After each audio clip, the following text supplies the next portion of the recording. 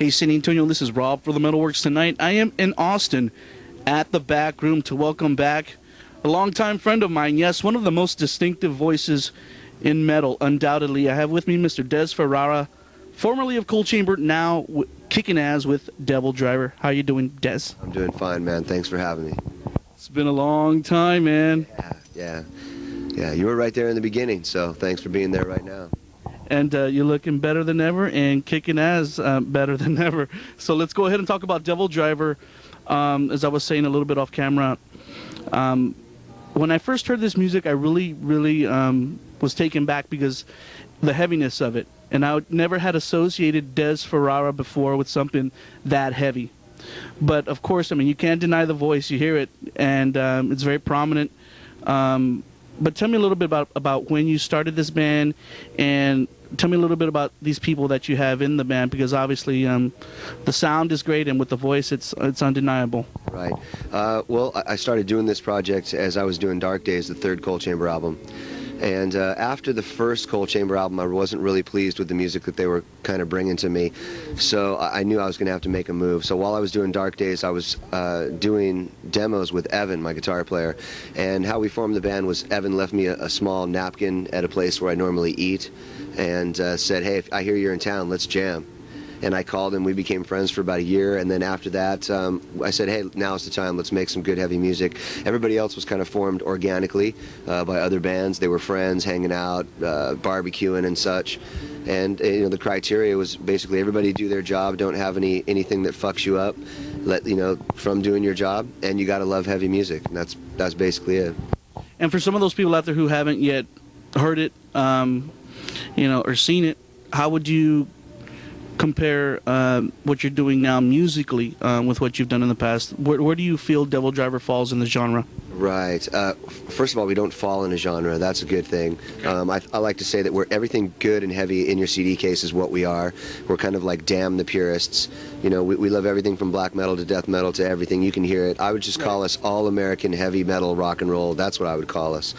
And as far as how it differs from what I did before, the other members in my previous band had other influences in their writing style. A lot of electronic music, a lot of goth, a lot of stuff like that, which I'm influenced by the gothic scene, but I was never really influenced by kind of the electronic music scene, and that's really where they wanted to go, and thus that's why I had to make the departure and do something that I feel is from my heart, which is get back in the trenches, go heavier than most, and really try to start something else again in the United States. I mean, all over the place. I'm getting demos every single night, right? So the basements of the United States right now are rumbling with musicians playing heavy-ass music. So I really think that it's coming back into the forefront right now, and I'm glad to just be part of it. And I'm glad you mentioned that. That was usually one of the questions that I like to say for the end, but tell me a little bit, since you brought it up, how do you feel nationally that the scene is doing? It kind of seems to me, I agree with you, it seems like it's on an upswing. Yeah, I mean, it's definitely splintered off as well. Now it's being characterized. I mean, even some stuff that's heavy is, oh, you're not heavy enough, or this and that. So it's definitely splintering off. But I think it's on an upsweep. And all I can say is DevilDriver's right there, and we're bringing it to you live. We're one of the most insane bands. I mean, I can tell you that for sure. If you come out to the show ever and you're not satisfied with us giving 150%, I mean, I'll personally give you the money back and shake your hand. So, San Antonio, and this is the debut from DevilDriver. It's already out on the streets. Go out there and pick it up. I was telling you before we started that the CD sounds extremely well on the stereo, man. Nice and hot and loud, in your face. Tell me a little bit about the recording and who you did it with and the technicalities behind that. Recorded with two producers, Ross Hogarth and another gentleman named Dan Serta, two different studios. One studio was a studio called Rumbo, which is world famous, Appetite for Destruction. I mean, amongst others have come out of there. Did most of the drums and stuff there, and then went to another studio called Castle Oaks in Los Angeles, way up in the hills, kind of tucked away. Finished all the guitars and all the vocals there, and it was really cool to work with two producers in two different studios and just a really great experience because it kept it very fresh. Other than that, the stories are basically just, you know, drinking rum and having a great time, as a band should. This time around was really great. You know, Coal Chamber was the kind of band who, not to slag off on them, but we were never in the studio together when we were making an album. This felt very cool. Everybody was very focused, very one-minded, single-minded on making something heavy and brutal, and you know, I thank all the members for that and for giving me such a good time in the studio. Each one of them makes me laugh in a different way. So, can you just take a quick second and introduce their names and who they are and like kind of like where they're from? Right. Most of them are from, well, all of them are living in Santa Barbara right now. Evan Pitts is from Santa Barbara. He plays guitar. Jeff Kendrick, he plays guitar. He's from Boston. Then you've got John Miller on bass, John Berkland on drums, and myself, Daz Fafara. So.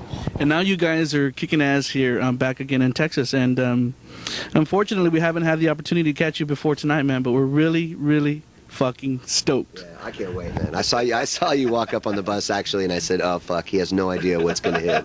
I mean, these people have no idea. You know, we come out, we open up with the first song on the album, Nothing's Wrong, and from then on out, you know, the mouths are just wide open. People are they just don't know what's going to hit them.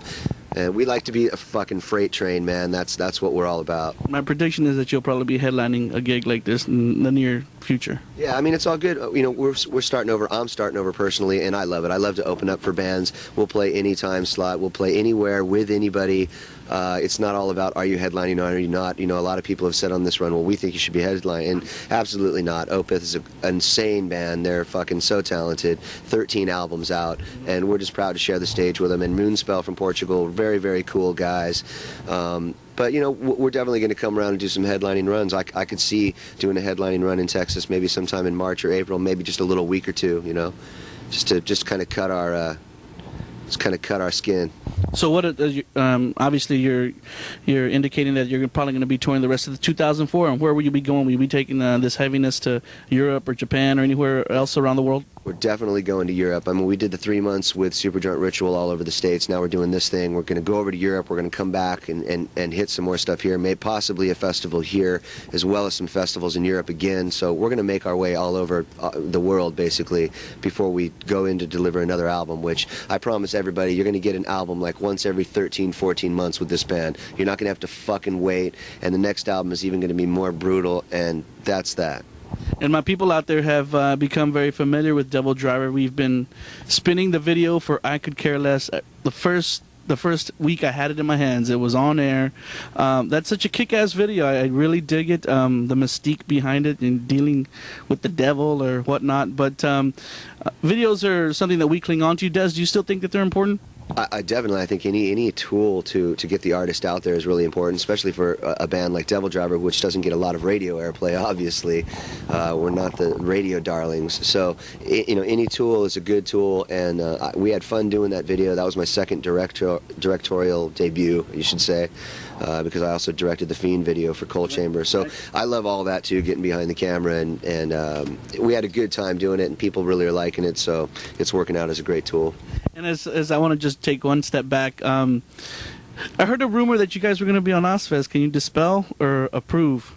I hate to put you on the spot like that, but you know. If I knew the rumor was true, I would approve. I mean, as of right now, you know, we're basically out there doing our thing. We're showing everybody what we're about.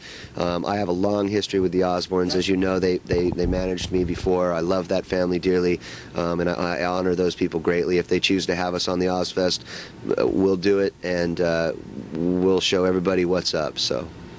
And as you've been taking this jaunt across the country, what's the reception been like from, you know, your previous fans? Are they more accepting of this new era in your musical life, or are you finding a little bit of, you know?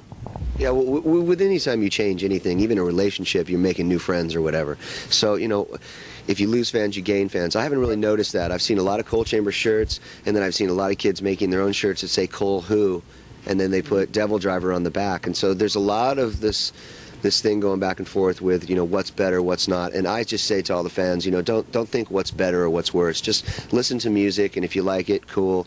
What I did is in my past, and what I'm doing is in my future, and I'm sure there's going to be more stuff that you're going to love or you're going to hate. But either way, fuck it, I'm going to give it to you straight from my heart, you know. And as we are kind of skimming the surface on that topic. I have to ask Des because people are going to drill me if I don't next week at the bar. But are you saying? I remember officially the last I heard that it was just you and Meigs were Cold Chamber, and that was it. And then soon afterwards, I heard about the disbandment. But are you saying that you'll never do Cold Chamber again with Meigs, or you think that there's a possibility in the future that, you know, somewhere down the line that you could get back together with him and do some music as Cold Chamber?